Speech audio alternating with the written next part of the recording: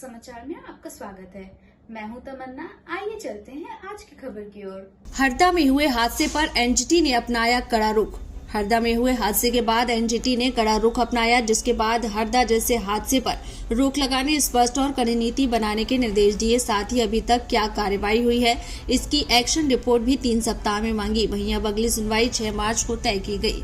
दरअसल एनजीटी की social worker PG नाच पांडे और रजत भार्गव की एक अवमानना याचिका पर सुनवाई करते हुए कहा कि हरदा जैसे हादसे की पुनरावृत्ति न हो, लिहाजा प्रदेश में जहां भी इस तरह की पटाखे गोदाम या फैक्ट्री संचालित की जा रही है, वहां से लेकर आवासीय क्षेत्र के बीच करीब 1 किलोमीटर की दूरी पर बफर जोन बनाया जाए।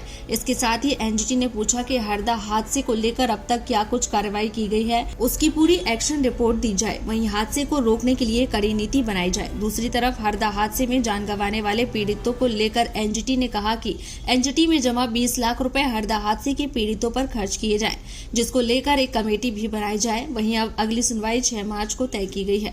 उसका आदेश है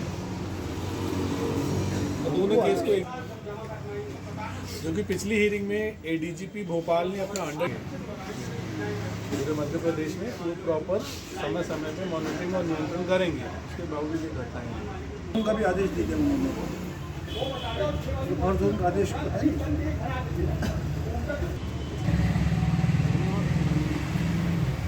लोगों ने एक याचिका लगाई थी जिसमें यह कहा गया था कि सुप्रीम कोर्ट ने वर्ष 2021 में एक आदेश दिया था कि जितने भी खतरनाक पटाखे हैं उनके बारे में आप अंडरटेकिंग लीजिए, जो विक्रेता है, जो उत्पादन करता है, उनसे अंडरटेकिंग लीजिए। दूसरी बात, जो पटाखों का टेस्टिंग करिए और यदि नहीं तो उनको नष्ट करिएगा और उनको टोटली बैन कर दीजिएगा।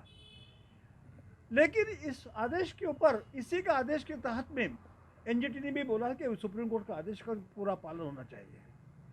लेकिन इस आदेश का पालन नहीं होने के कारण आज इतना बड़ा हादसा हरदा में हो गया है। ये बहुत दुखद बात है। माननीय एनजीटी ने हमारे याचिका पर 8 फरवरी को सुनवाई करते हुए ये स्पष्ट कहा है कि ये याचिका यदि मान लीजिए पहले आप आदेश पालन करते हैं तो यह हादसा नहीं होता है। उन्होंने स्पष्ट निर्देश दिया है कि सरकार एक नीति बनाए और नीति बनाकर एक स्टैंडर्ड ऑपरेटिंग प्रोसीजर तय करे, बफर जोन तय करे, क्योंकि रहवासी क्षेत्र और उद्योग क्षेत्र के बीच में लगभग 500 मीटर से लेकर 1000 मीटर का एक बफर जोन आना चाहिए। तीसरी बात, उन्होंने महत्वपूर्ण बात यह की कि जो पहले जब 20 लाख रुपया जमा किए गए थे वहाँ पर, उस 20 लाख रुपये को उन्होंने आदेश दिया है कि वह जो पीड़ित है उन पीड़ितों में बांट दिया जाए, उनको दिया जाए। और उसी के तहत में उन्होंने एक कमेटी बना दी है। वो जो कमेटी है वो कमेटी पूरा उसका खर्च कैसा हुआ उसका ये करेंगे। माननीय एनजीटी ने इस स्पष्ट रूप से कहा है कि एक्शन टेकन रिपोर्ट 3 सप्ताह के भीतर दर्ज होना चाहिए और वहाँ पर की गई कार्रवाई को आप यहीं तत्काल कोर्ट में जमा करें और मामले की अगली सुनवाई 6 मार्च को तय करेंगे।